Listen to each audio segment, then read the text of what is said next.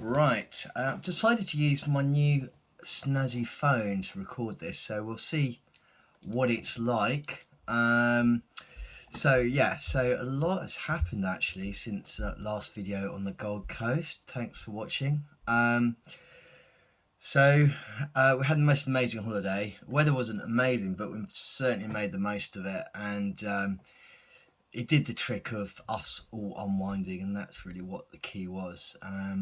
We had some amazing boat trips. We went around the theme parks, amazing restaurants. Unfortunately, I couldn't really appreciate them because of my taste buds. But saying that, it was lovely to go out with the family and have that experience. I came back. Sam, who's 17, drove most of the way, which was great for him to get his hours up. She's in Australia. You have to do, I think, over 100 hours log driving in order to get your L's, I guess. Well, your next stage is P's actually. So he was happy that he got some hours in there, which is good, and he did an amazing job driving the Pathfinder home. I came back the following day. I then had my 6th treatment. It hit me hard, as everything compounds through. However, not as bad as most people. All the usuals, nothing out of the ordinary. It was just made me very fatigued and really kind of knocked me out for 3 or 4 days, a bit longer than normal. I'm now on the 2nd week of that. So it's, as I call it, my good week. Now the great thing is this is the last IV treatment, and also I had a CT scan as well during the week. This basically tells me how the tumour's going and everything else. And then on Thursday I had an appointment with my oncologist, just basically to go through the CT scan and tell me if it's spread, if it's shrunk, and what the go is. So let's talk about the CT result. So I was feeling pretty optimistic, as I always do. I felt the treatment had gone really well, generally speaking. I'd kept to my schedule. They'd given me the most dosage that they're allowed to give me. So that was cool. But anyway, so went to see the lady.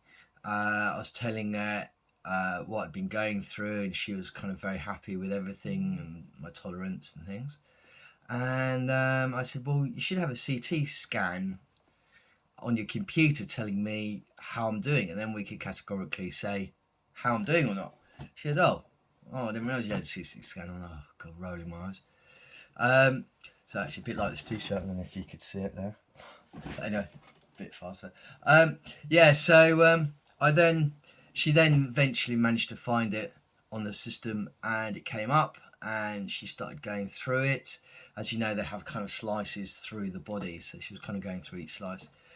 And she looked at the nodes, and originally I had 7 cancerous nodes. These are the transmitters of cancer around the body, so they're not good if they're cancerous. It means basically it could spread. Now, with my sort of cancer, there's a big risk it will spread to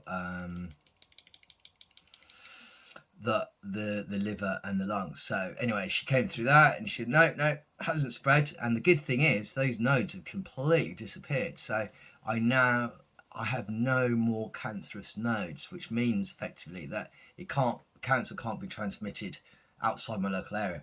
So I was like, oh, thank God. That was one of my biggest worries.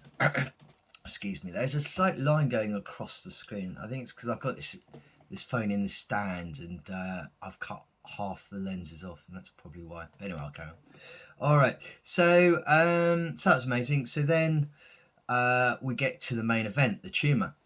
And she was looking through, and I could see this concerned sort of look on her face. And I was thinking, oh, crap, this doesn't look too good. Perhaps it's got bigger or whatever. Bear in mind, it was 3/4 of the size of my bowel, stroke rectum. I'm right on that edge. And she turned around and she goes, well, it's completely shrunk.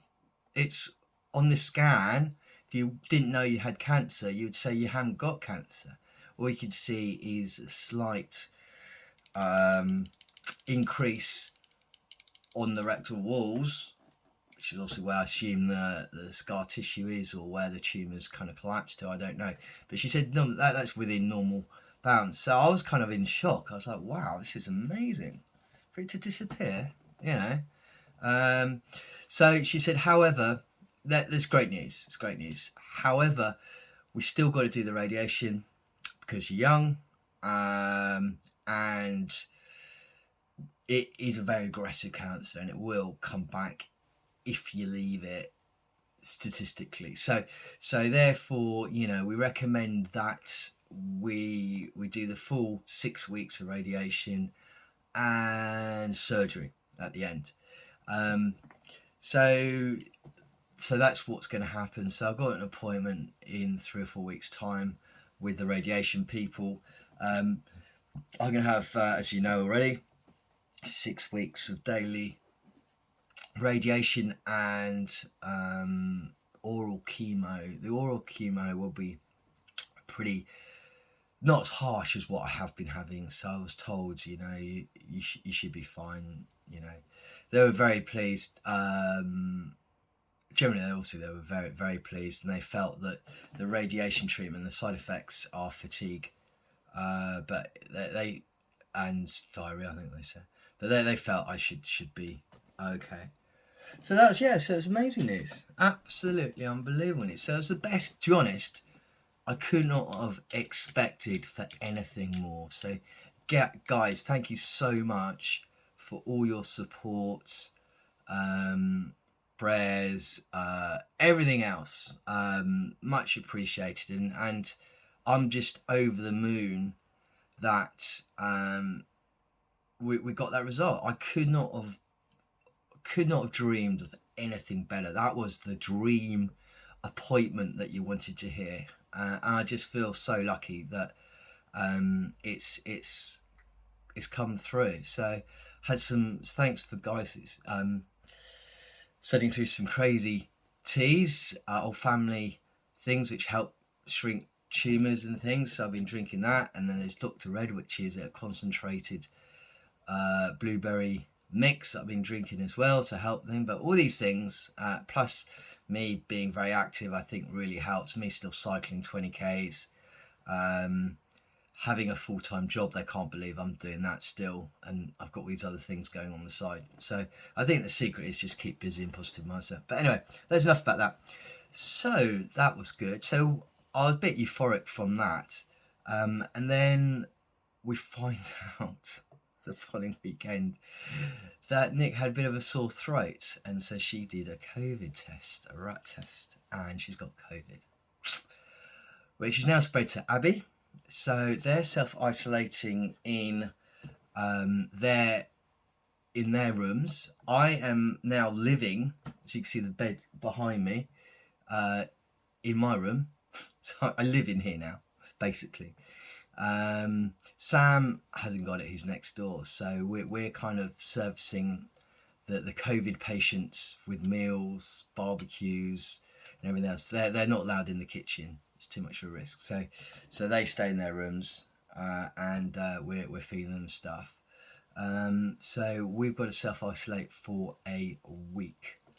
So we're kind of, this is, I suppose it happened on Saturday morning, what's this, Monday? So yeah, so we're stuck here. We're not allowed to go out. I can't get on my bike, which is a bit of a shame. But yeah, so what are the next steps? Obviously waiting for everybody to get over this COVID business. Then I've got 3 or 4 weeks off. So I'm going to really enjoy that. I can't wait to get back out on my bike and do all that. I've got a few business things on the go, which is starting to get momentum, which is really good. So hopefully I will have more energy to do that, and yeah, that's it really. Hope all is well, and I will speak to you all very well. And thanks again for all your well wishes and everything else. Carol, thank you very much for your wonderful message I got through Mum. Love you backs. Lovely to hear from you. And yeah, speak to everybody very soon. Thank you. Bye.